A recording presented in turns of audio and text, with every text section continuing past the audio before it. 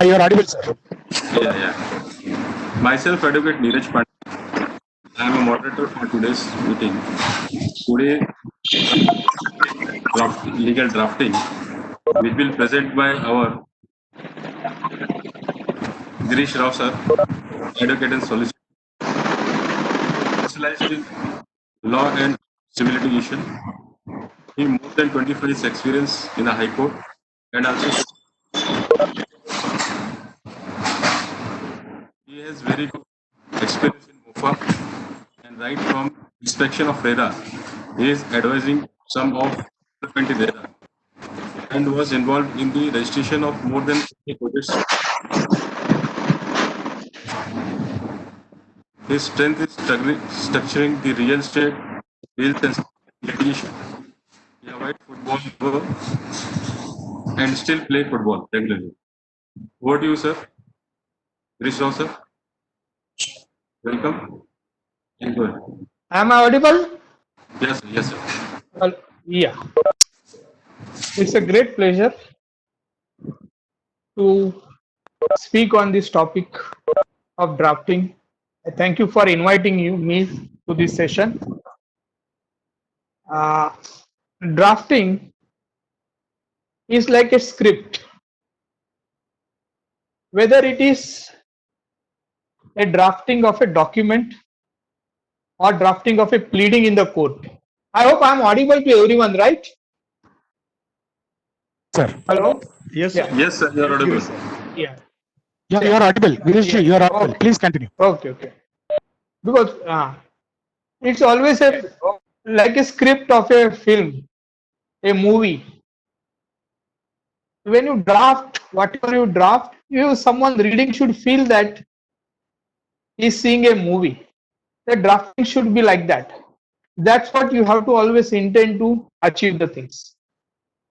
Whether it's a pleading in the court or whether it is the document which you are drafting. Today I'm going to speak on a few points about the drafting of a document. This itself a huge and vast subject. There are few hundred different types of document which we as an advocate have to draft. But today I'm going to speak on drafting of documents. So now let's start about it. First, when we are drafting a document, there will be always a minimum two numbers of the parties. There will be minimum two members of the parties, or maybe more also as the thing. But there will be minimum two numbers. Then it starts upon the kind of documents which we are making. If it's an agreement, then you start with agreement made dash. If it's a mortgage, is a deed of mortgage, then deed of mortgage, deed of conveyance. It depends on what kind of document which we are drafting. So first comes the name of the document. Then second comes the place of execution. So it will be like this agreement made at Mumbai, deed of mortgage made at Delhi, whatever it is. So place makes one of the most important factor for the document, because if there are any dispute about the document, if any dispute arise out of those documents, everything will decide where the document is executed. So it is important that when in the executed document, you put a place on that. So agreement made, these are the normal format which we are following, which we are taken from the English formats. So this will be like this agreement made at Mumbai, this agreement made at Delhi, like that. So next come is date. Like, so it is mentioned like this agreement made at Mumbai on 15th day of July 2020. Similarly, deed of mortgage made at on 15th day of July 2020. See, these are the standard format in which date comes on the top. Reason behind that, it is easy to understand, easy to find out which date the document is of. In some document, you will find the date is written at the end when we write the signature column, when we write our signature. Exception to this normal practice is the power of attorney. In power of attorney, you will find date is always on the bottom, just above the signature column. Otherwise, in all documents, it is on the top.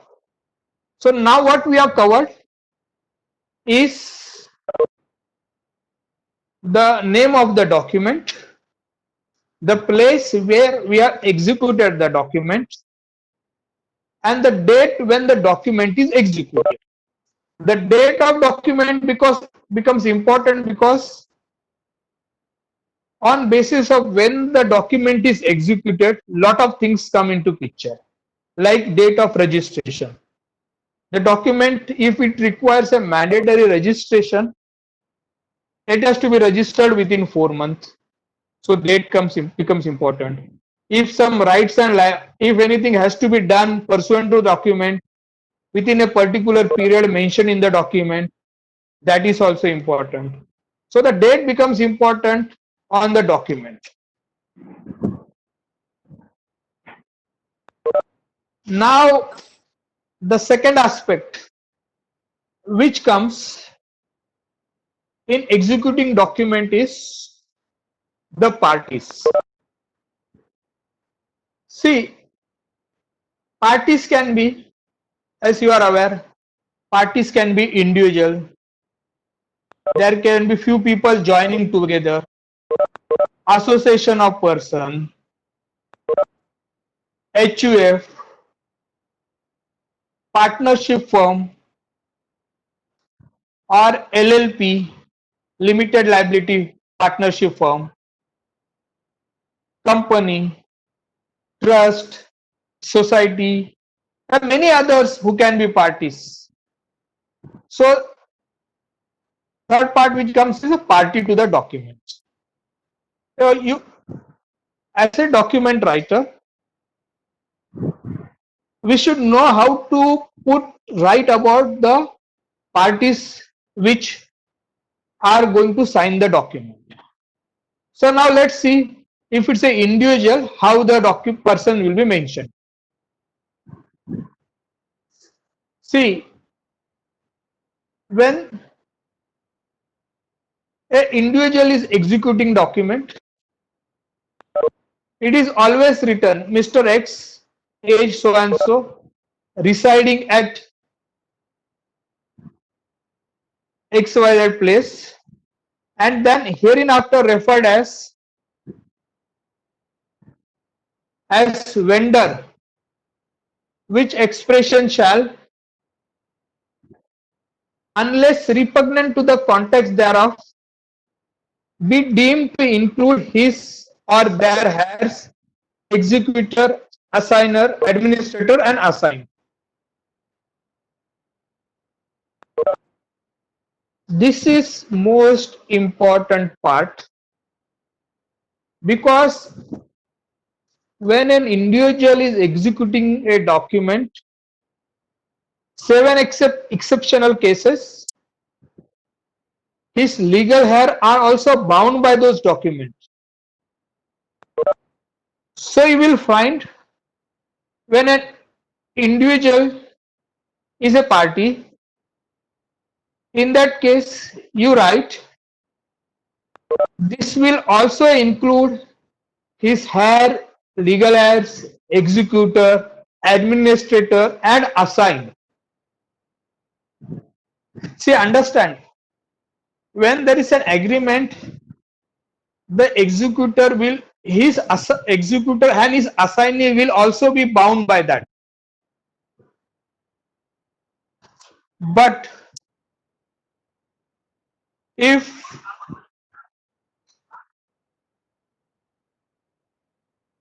but if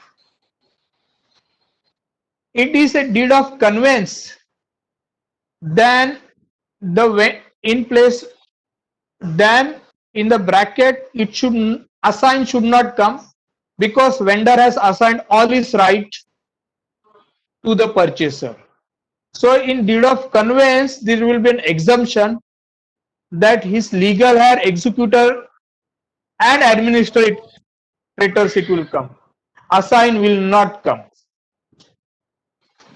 Now, so this becomes when it is a case of an individual. So now let's see if it's a partnership firm, how it is.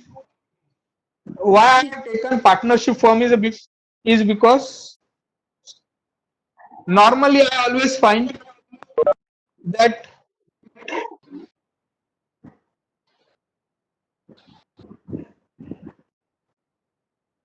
I don't know what has happened. I'm not sorry, just I don't know why the slide is not moving. Yeah, yeah, sorry. So when it comes to partnership firm, we often come across XYZ firm represented by partner X ABC. That is a totally wrong way of drafting a document. Understand this. Partnership firm is not a legal entity. There is no legal entity as a firm, except for income tax purpose. For purpose of income tax, yes, partnership is considered as a separate legal entity. But when it comes to document, it is not separate legal entity. So what has have to be done is that all partner should be made as a party. So the proper way of doing mentioning about the firm is Mr. XYZ, whatever name is, write name of all partners, then carrying on business in name and style as whatever it is I have mentioned here, Lakshmi Industry, a firm registered under the Partnership Act, having its office at dash. See here, see how we have mentioned in the parenthesis how the other partners will be covered, how the legal heirs will be covered, which expression shall, unless repugnant to the context or meaning thereof, be deemed to mean and includes the partners. See the word partner. Partners for the time being of the said firm. Then the survivor and survivors of them and their heirs, executor, administrator, or last surviving partner, and their heir and their assigned and is assigned. So who are liable? Because all partners are liable, and when they expire, their legal heirs also will become liable. So you have to keep it in a mind. Then when you are mentioning about a firm, you should not mention the name of the firm. It should be all partners. And certainly when you are drafting any document in which a immovable property is referred in, it should always be, you should always make all partners as a party. Always remember that. So I just took an example of the firm where the partnership is signing the document. And I'm not taking other thing. I have experience that often it comes with name partnerships also. If you are doing any other kind of document where immovable property is not involved, you can take that liberty. I also take sometime that liberty, but then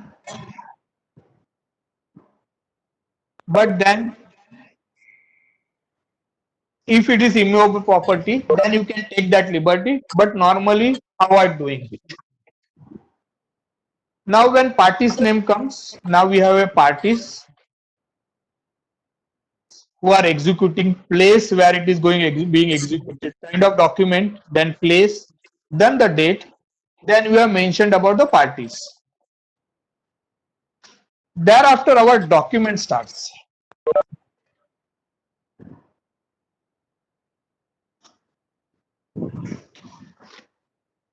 First, when you start with the document, there will be a recital. Recital means basically it comes in the two parts: narrative recital and introductory recitals. The narrative recital means why the document is, what is the past history. Suppose when it's question of immovable property is involved, in that we will always write the vendor had purchased the property from XYZ, that XYZ had purchases from someone else. So there will be narrative recitals how the vendor has acquired the property. Once you complete narrative recital, then you introduce it is called introductory recital. Excuse me. Introductory recital means the whole object of the document. See, when you are drafting a document, there is always a reason why you are drafting a document. So after narrative recital is over, you have to introduce why this document is executed. So let's suppose, just I'm giving an example repeatedly of agreement for sale because that is easier for me to explain it to you. So when it comes to an agreement for sale, we will be telling that vendor has agreed to sell the property to the purchaser for consideration of rupees XYZ, X amount, in the manner more particularly stated herein under. So you have introduced a document, the whole object of the document, why this document is introduced, why this document is being executed. So this part, first part becomes, now you have introduced the document, that is a recital. Then thereafter comes the second part, is which we can call the operative part.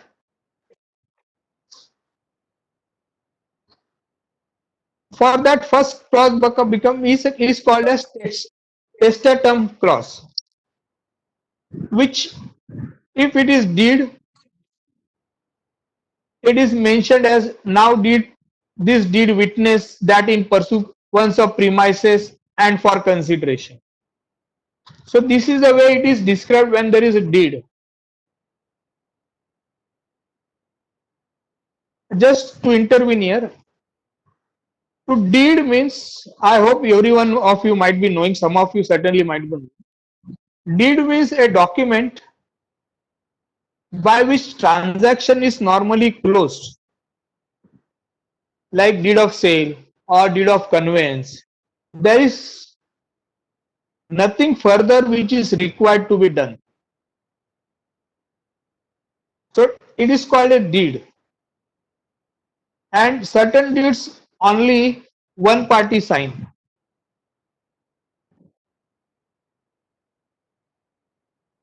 Like deed of conveyance, which is normally was being signed only by one of the party, that is a vendor. There used to be a wrong notion that when it's a deed of sale, both the parties used to sign. If you all see the old documents in deed of sale, deed of conveyance, only vendor signed the document, not the purchaser. Why? Because in a deed of conveyance, vendor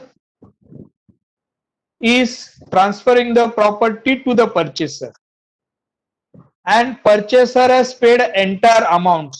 So there is nothing which purchaser has to do unless a deed of conveyance contains any covenant by the purchaser. That is, suppose in a deed of conveyance, if purchaser is going to pay the consideration in installment, that means purchaser is giving some covenants.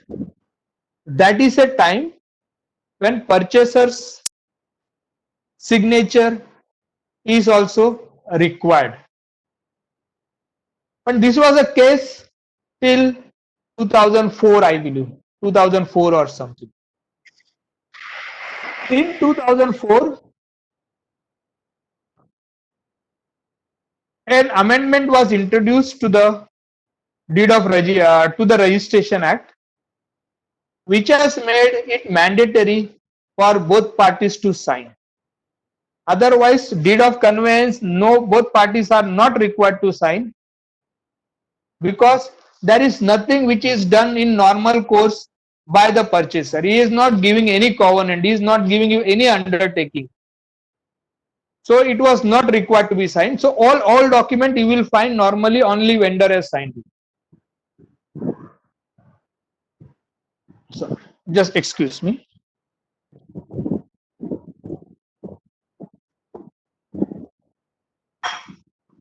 Now coming to the testatem clause in the agreements. When it comes to agreement, you normally mention now it is agreed. In testatem clause I am talking about. Agreed and declared by and between the parties as under. So when it comes to agreement, there are two parties. One party has to do certain thing, other party has to do certain thing. So two parties have to do certain things. Like if you take in case of agreement for sale of immovable property, so the vendor has to give them title document, has to provide the information, give the requisition, reply to the requisitions which will be given by administered by the purchaser's attorney. So all those things which will be there, he will have to give certain undertaking. So there are certain things which vendor has to do. Similarly, purchaser has to agree that he will pay the amount of consideration which is agreed. So there are two parties who agree to do certain things. Unlike in a deed where only one party is required to convey or transfer it.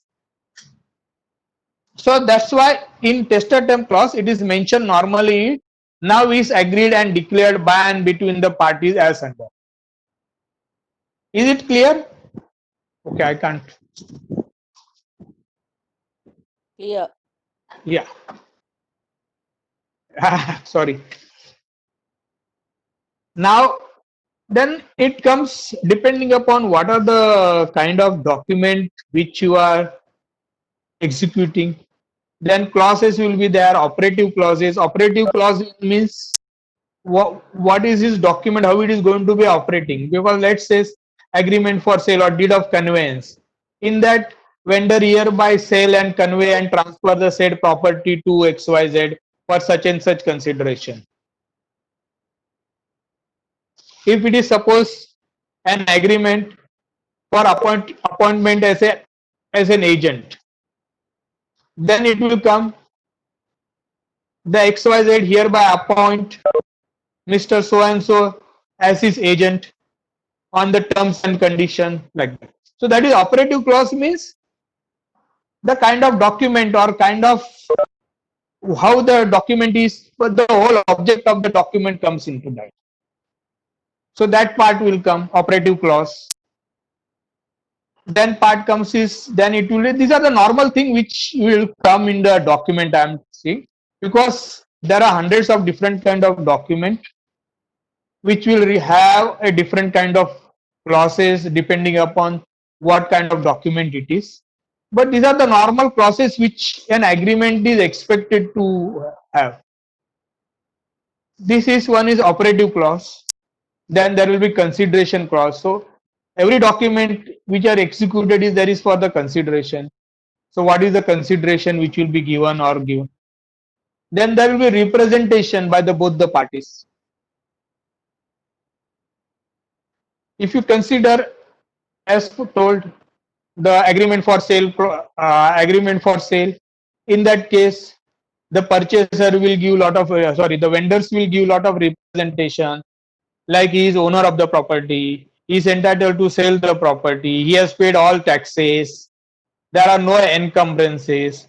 So all those things, the representation will be given by the party, that is the vendor. Similarly, purchaser will also give you the representation that is entitled to purchase, he will pay the money on time. So there are many representation which the both parties will be giving in the document. So representation will be there. Then always you have to see that there should also be a termination clause,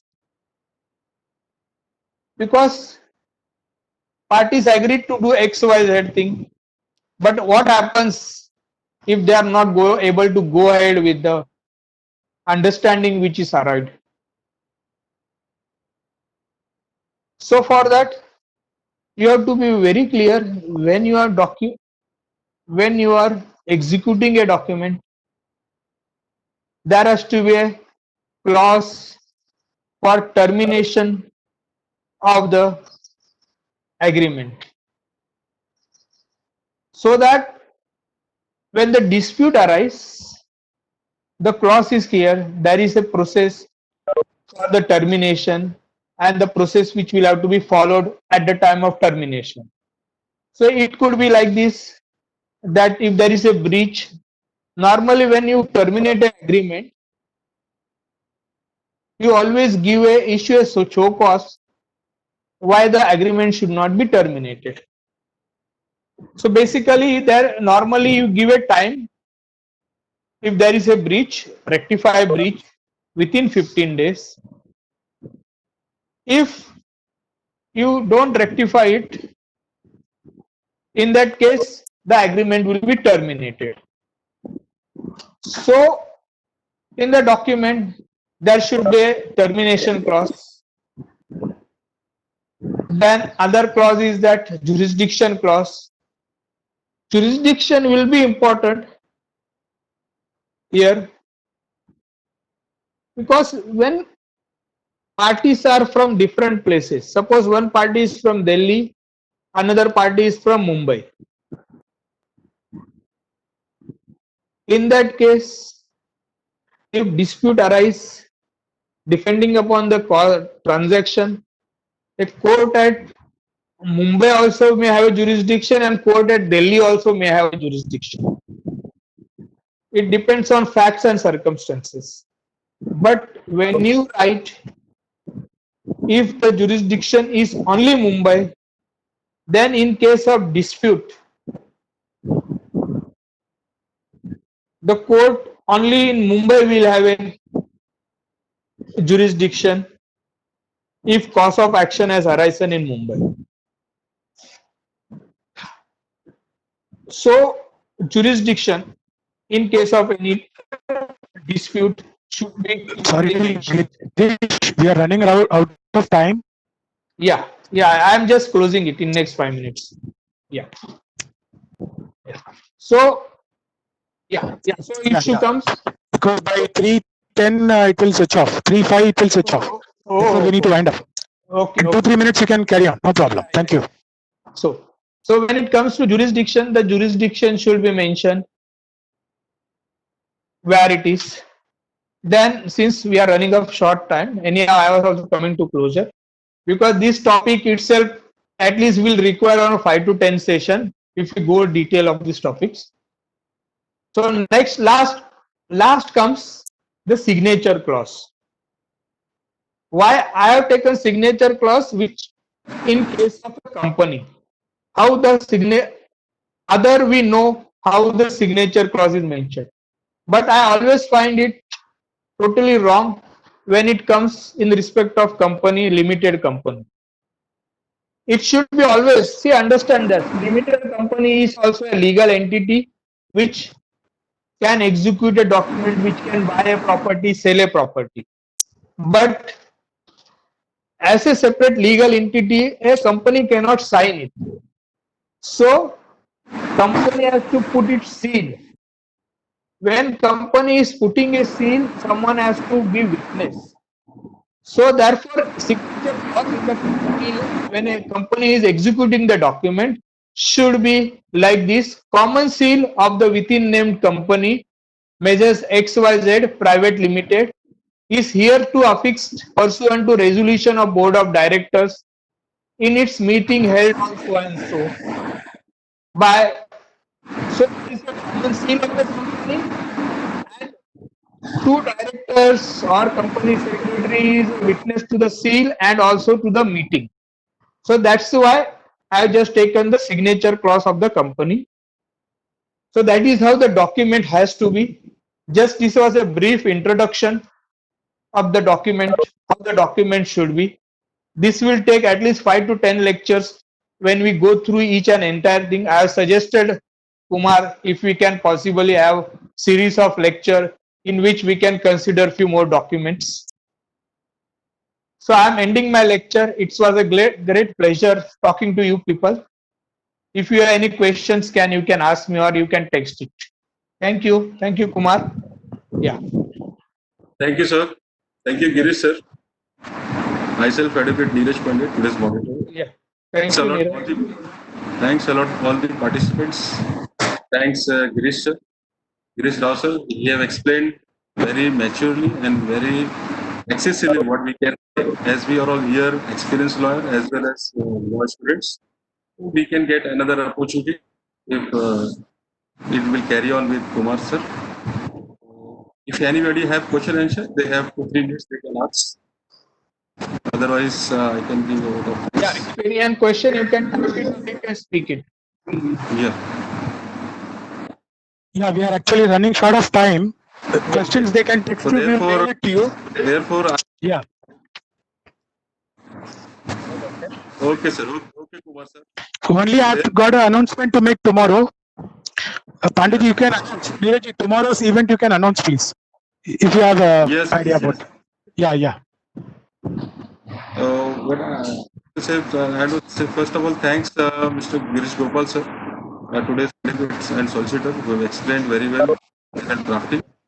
On behalf of our event organization, Legal Society, powered by Lockhawk, our median partner. And tomorrow's lecture, basically, we have that. Just a minute. Tomorrow we have prevention of sexual harassment at workplace. Kumar, sir, over to you. Yeah, prevention of sexual harassment at workplace by Advocate Shilpa Bhatia. That is tomorrow's event. Am I audible? Yes. Yeah, thank you. Thank you. So we are closing the event. Thank you so much. Yeah. Thank you. Yeah. Neeraj ji, Bye. thank you. Participants, thank you. Thanks a lot. Thanks. Thank you.